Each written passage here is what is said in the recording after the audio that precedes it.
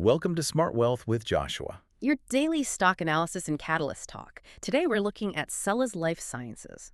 If you find our talks useful, please consider subscribe, like, and comment underneath. All right, let's get into this. It is Monday, February 16th, 2026. And, usually on this show, we like to look at the steady eddies, the companies with cash flow you can set your watch to. Right. But today represents a bit of a shift. We are looking at something entirely different. We really are. This is high-risk, high-reward territory. We are diving into SELLAS Life Sciences. The ticker is SLS. And if you've been watching the markets this morning, you know exactly why we're talking about it. It is hard to miss. I was looking at the chart before we started recording, and the volatility is just... Yeah.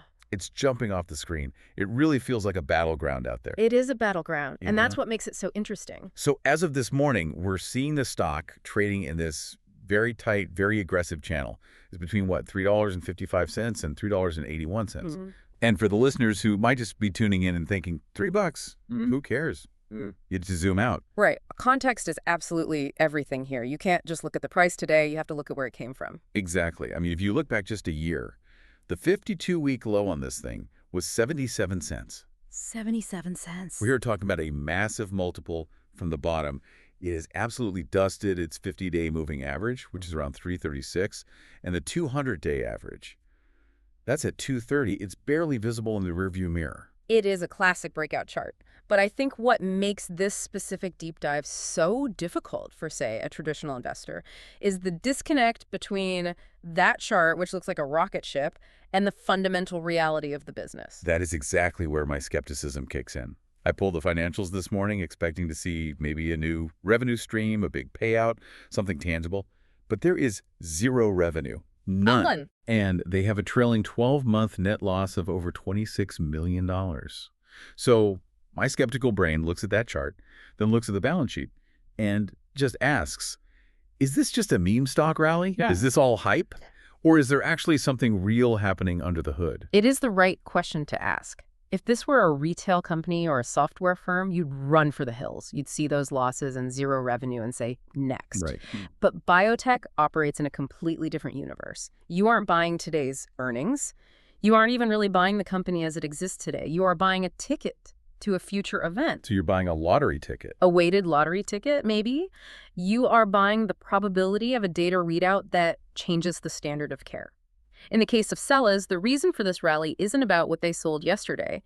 It's about two very specific assets in their pipeline that are hitting what we call inflection catalysts. Inflection catalysts. Okay, that sounds expensive. But before we get into the weeds of the science, let's just clarify what that actually means for the listener who isn't refreshing biotech headlines all day. Sure.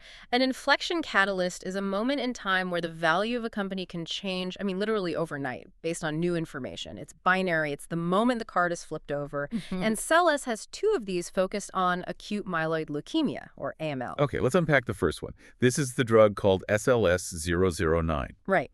SLS-009, this is a CDK9 inhibitor. Okay, stop right there. CDK9 inhibitor. For the person listening who doesn't have a PhD in molecular biology, what is that? What does it actually do inside the body? So think of cancer cells as having an instruction manual that tells them how to survive and multiply. They are constantly reading this manual to stay alive. Okay. CDK9 is essentially the machinery that allows the cancer cell to read those survival instructions. So it's the transcription process, the reading of the blueprints. Exactly. If you inhibit CDK9, you are effectively jamming the photocopier. You stop the cancer cell from transcribing the genes it needs to survive. It cuts off the supply chain of survival proteins, and the cell dies. It literally runs out of instructions on how to exist. That makes a lot of sense. Now, this isn't just theoretical, right? They released data on this recently. They did. Back on December 7, 2025, they presented at the ASH annual meeting. Now, for those who don't follow the sector, ASH is the Super Bowl of blood cancer conferences. If you have good data, that is where you show it off. And did they have good data, or was it just okay data? It was compelling. They looked at a cohort of patients with something called AML-MRC. This is a very difficult, very aggressive subtype of leukemia. These are patients who have usually failed other treatments. They're sort of out of options. The toughest case. Toughest. And in this group, the drug demonstrated an overall survival of 8.9 months. 8.9 months. I had to play devil's advocate here. Yeah. To the average person, living another 9 months doesn't sound like a cure. Is that actually considered a win in this space? It's a tragic reality of AML, but yes, in this specific patient population, people who have relapsed and have resistant disease, 8.9 months is significant. The standard of care often offers much less time, sometimes just weeks or a couple of months. So demonstrating that kind of survival benefit serves as clinical validation. It proves the mechanism works.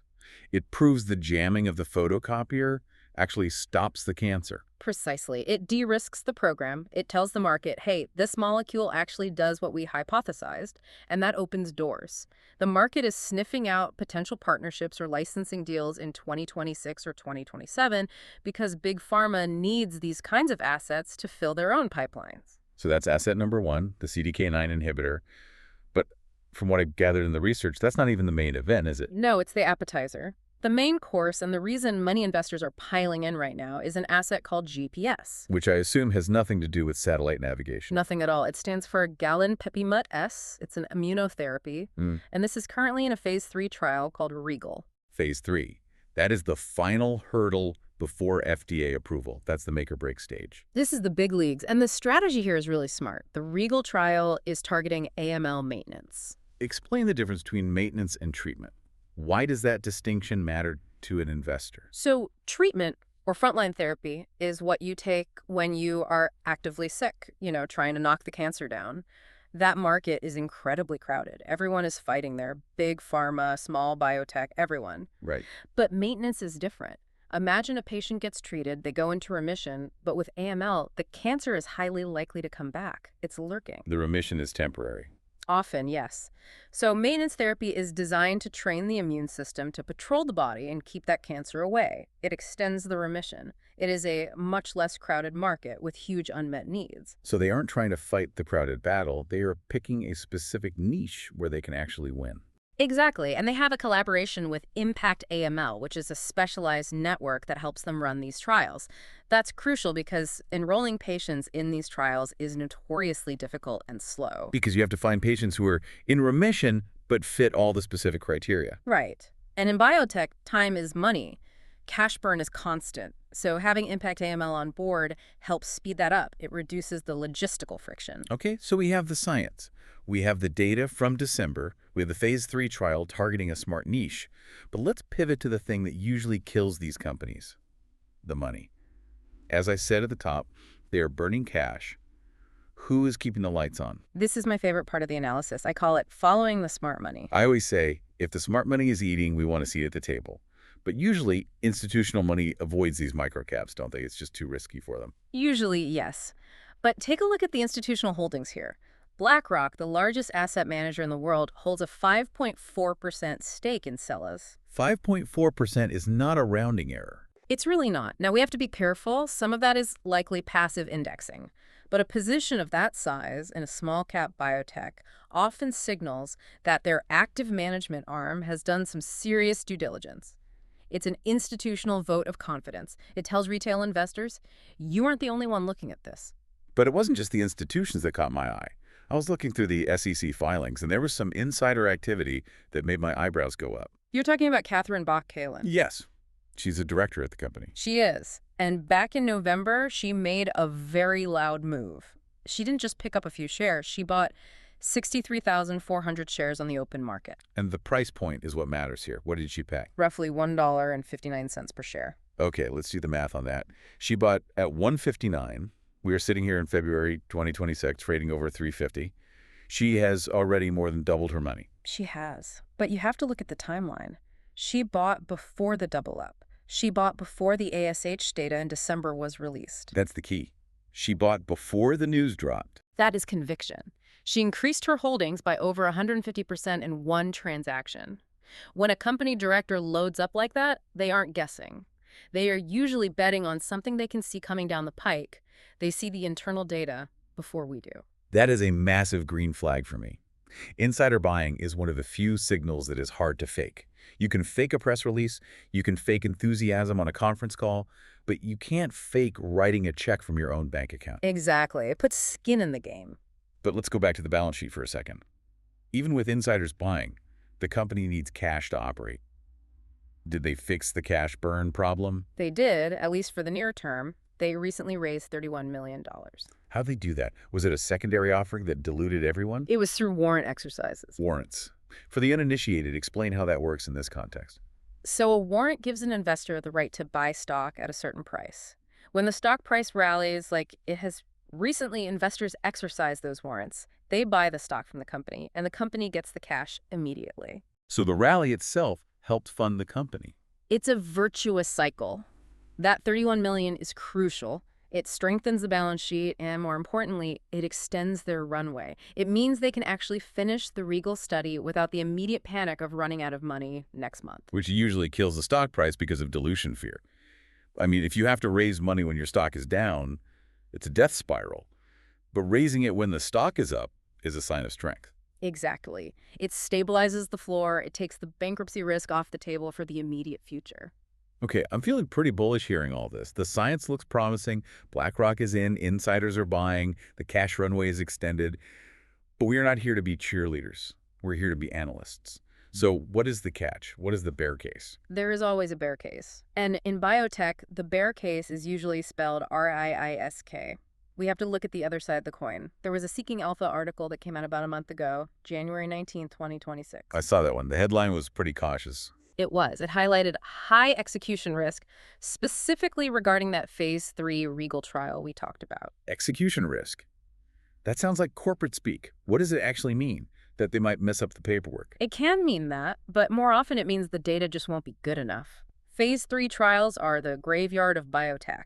You can have great phase 2 data, but when you expand to a larger population in phase 3, the statistical significance often just disappears. The placebo effect catches up with you. Yeah. Or the sample size reveals flaws. Or the biological variability of the patients washes out the signal. The bear case here is simple and brutal. If the Regal data is negative or even just inconclusive, The stock crashes. it doesn't just crash, it potentially drops 40 to 50% overnight. It handles like a penny stock in that scenario. So you are holding a grenade. It could turn into gold or it could blow up in your hand. That is the nature of clinical stage biotech. It is a binary event. There is no middle ground.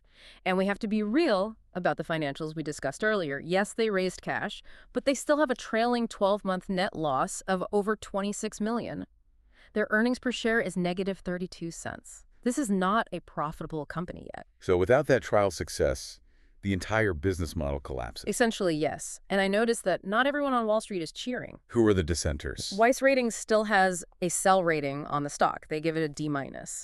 So while the Wall Street consensus is bullish, there are dissenting voices who think the risk is just too high relative to the fundamentals. They look at the balance sheet and they see danger. So we have the bull case. Innovative science, massive unmet need, insider buying. And we have the bear case. Execution risk and a binary outcome that could wipe you out. Let's look at the chart again. For the traders listening who want to know levels, where are we right now? The technicals are fascinating. As we mentioned, we are battling this resistance zone between 355 and 381. This is the battleground. It feels like it's coiling, trying to decide if it wants to break out or roll over. If we get a sustained break above $4, and I mean a real high-volume close above 4, not just a wick that touches it and drops back, that could trigger a momentum run. The next major target would be toward the $7 mark. $7. That is nearly a double from where we are sitting today. It is, but you have to be ready for the ride. The beta on this stock is over 2.2. Explain beta for the listeners. Why does that number matter to my blood pressure? Beta measures volatility relative to the market. So a beta of 1 means you move with the market. A beta of 2.2 means this stock swings more than twice as hard as the S&P 500. If the S&P sneezes, this stock catches a cold. If the S&P rallies, this stock goes to the moon. And we actually saw that volatility recently, didn't we? We did. On February 11, just a few days ago, the stock dipped down 2.8%. Was there news? Likely just a delayed reaction to that bearish article or some profit taking. But, and this is the key technical signal, it recovered quickly. Someone bought the dip. The market bought the dip. That suggests we are in an accumulation phase. Investors are stepping in to support the price at these levels. They are soaking up the supply. That is generally a bullish signal leading into a catalyst. It means there is appetite for the stock even when it dips. Okay, so let's bring this all together. We've got the snapshot, the science, the money, the risks, and the chart. It's time for the verdict. How do you play this? All right, let's synthesize. First, look at the analyst consensus. We have 3 buy ratings and 0 sells from the major firms covering it. The median price target is $7. Which implies nearly 97% upside from where we're sitting today. Correct. But here is my warning, and I want everyone to listen closely. You don't marry a stock like this, you date it. I like that. Don't fall in love. Exactly. I view this as a swing trade. You are positioning yourself leading into the Phase 3 Regal readout, which is expected sometime in Q1 or Q2 of this year. You want to ride the anticipation run-up. By the reamer. Right. The risk-reward ratio is favorable here. We call it a 1-to-3 ratio. Walk me through the math on that trade. How do I set that up? You are risking about $1 of downside. If you set a stop loss around 250, which is near the 200-day moving average, that protects you if the trend breaks, so you risk losing $1. But if it runs to the target of $7, you are making $3.50 plus of upside. You're risking 1 to make 3. I like those odds. In a casino, you take that bet every time. It's a classic setup. So if I had to give a score, I'm giving SELLAS a bullish score of 7.5 out of 10. 7.5? That's pretty high for a company with no revenue. It is high, but it reflects the specific catalysts. It is a high-confidence speculative play. But listeners, please hear me. It is binary. It all hangs on that trial data. If the data is good, we party. If the data is bad, We hit the stop loss and move on. But the BlackRock stake and the insider buying from Catherine Bach-Callan, those are the factors that tip the scale for me. When the people with the most information are buying, it's usually smart to pay attention. not just dreams, as you said earlier. Exactly. It's a calculated bet on a medical breakthrough. I love it. It's got drama, it's got science, and it's got big money moves. A perfect storm for a swing trade. Just keep your eye on that 250 level. Protect your downside. Always. Rule number 1 of smart wealth, don't lose money. Rule number 2. Don't forget rule number 1. Wise words. All right, that wraps up our deep dive into SELLAS Life Sciences, a fascinating chart and an even more fascinating pipeline. We will definitely be watching that Phase 3 readout closely. Absolutely. It's going to be an interesting few months. If you find our talks useful, please consider subscribe, like, and comment underneath. Let us know. Are you holding SLS? Are you buying the breakout? Or is that binary risk scaring you off? We want to hear from you. Thanks for listening. Catch you next time.